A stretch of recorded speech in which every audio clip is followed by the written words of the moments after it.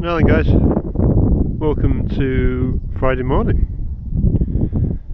It's going to be a cold day, I can feel it today. The wind's picked up a little bit again, temperature's dropped a little bit, and the forecast is for some snow up on the hills. So there you go, Sweep, you've got something coming for you. So I'm just down at the bottom of the Inksfield at the moment. The river is actually back in its banks, finally. Only just though.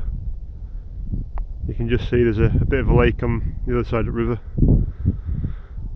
Just come down here to have a quick look, see if my bridge is still there over that side. I don't hold out much hope for it. I think he might have been washed out after having, well, 3 weeks worth of water sat all over it. Don't know where you can see, but through there's a line in the soil, in the ploughed land. Hang on. You just see that line over there? That's the height that the water got to. And that's basically my head height. And I'm like 6'2". There's also a few branches you can see just appeared in the trees. There's a bit of a collection of stuff over that side as well. Through there. It's just floodwater's picked it up and brought it in. But I can pretty much stay there. So yeah, kind of usual thing of having a having a quick look around the estate on the morning. Because the boys have been out in the winter field, they've been trying to get to the good grass on the other side of the fence, so they've been destroying that.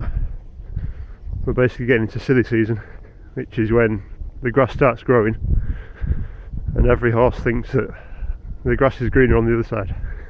So it just turns into a bit of a battle to try and keep everything under control. So yeah, this water level's gone down last night. Yesterday morning, so 24 hours ago, I couldn't walk across here without getting wet. Little stud water on it. So she's dropped a couple of foot again. But a bit further up in the field, it's really sandy. It's like it's washed all the soil out and just deposited the sand. You can also see the way the water flows as well. So you see all this, the grass is actually laid this way towards the river, so all that's pointing towards the river, whereas on this side you can see it flowing down the river. So the water must have been coming off the field up over the levee and back down again. But I don't know if I've ever explained it before, but if you look straight there, right, hold on guys, I'm going in. Just see the boat right up there in the far distance. Well, we're in the corner of some S-bends, and the beginning of the S-bends are before that boat.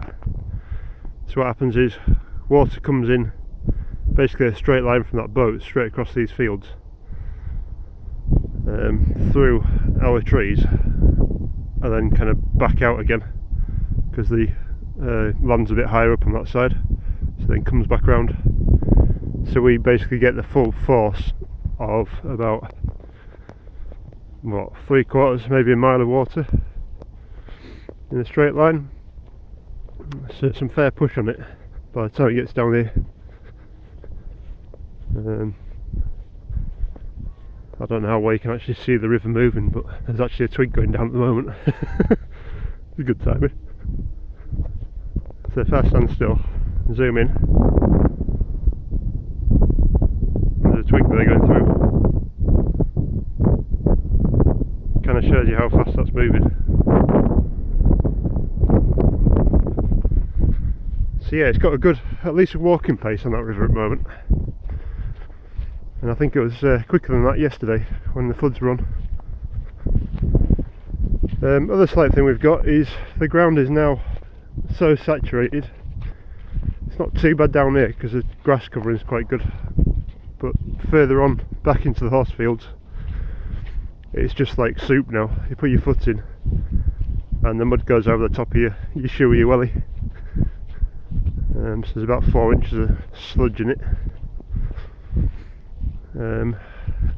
but just gonna have to wait for it to dry out. The muck heap in front of us, or muck heap, the pile of bales that we had there, unfortunately the water's got round it and started washing that, which is a bit of a pig. So as you might be able to see, we've got bits of the muck in the field, which isn't too much of a problem. I was kind of hoping to spread that on the field, but I need an hovercraft. I need an hovercraft to do anything at the moment. But yeah, you can see the force of it. It's gouged out big parts of the heap.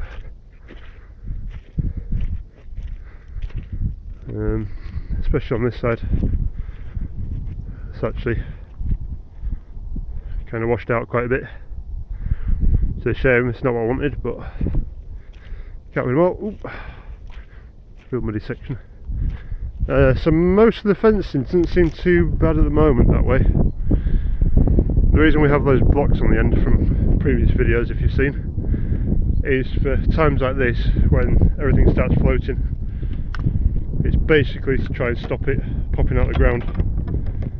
As I say, with that, the force of the water coming through, it starts oscillating, so it starts moving gently from side to side, and when it does that, it works itself free and starts floating. Which is basically what's happened here. We put this back in after the last floods, but it's again popped out. I also patched the front. You can just see this at the front of these. I put some hay in there, some of the manky hay. But what happens is it just gets gouged out, so the post should just be on this edge, but you can see where the water's been behind it, swirling and pulling it all out. So once I finished recording this, I'm going to have a go at trying to just stick it back in something like. But the forecast is for 24 hours of rain now, at least. So I'm guessing this field's going to go back under. But time will tell. We need it to dry out. It's getting daft now. What do you do? Right, get this fence fixed and then I'm off back into the building work. So I shall catch you later, guys. Thank you very much. Bye.